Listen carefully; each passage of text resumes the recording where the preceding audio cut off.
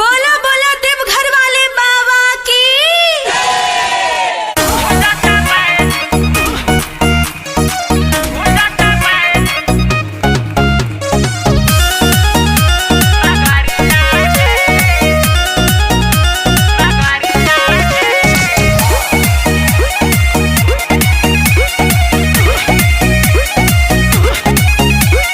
कान्हे कांवर लेके भगतन से देख फरल बा सबसे डगरिया रे।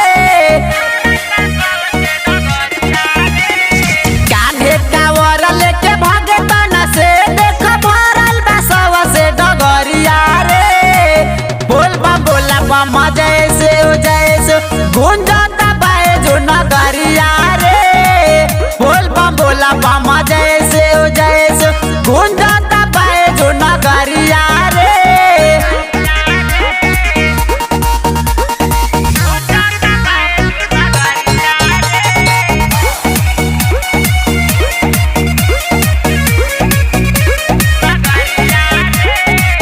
लेके नमवा सभे चढ़ता कठिन सुइया पहाड़ हो।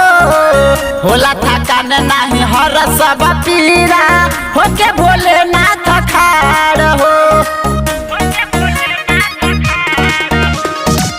लेके नमवा सभे चढ़ता कठिन सुइया पहाड़ हो।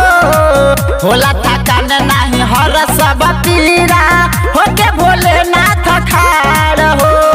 उमरी उमरी हिरी मची मरी मची बसता देखो बदरिया रे।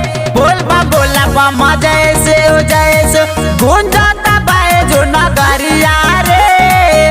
बोल बम बोला बम जैसे गुंजता बाए जो नगरिया रे।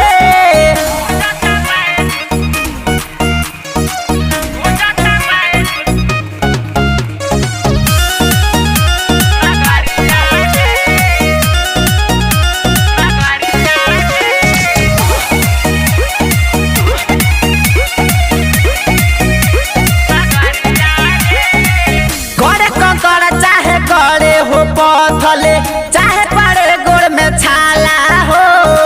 रुकस तबो ना बाबा के कवरिया होके ऊंचा चाहे खाला हो। गड़े कंकड़ चाहे गड़े हो पथले चाहे पड़े गोड़ में छाला हो। रुकस तबो ना बाबा के कवरिया होके ऊंचा चाहे खाला हो। पिंटू जवाला बोलत चल से भोले बाबा के जय गरिया रे।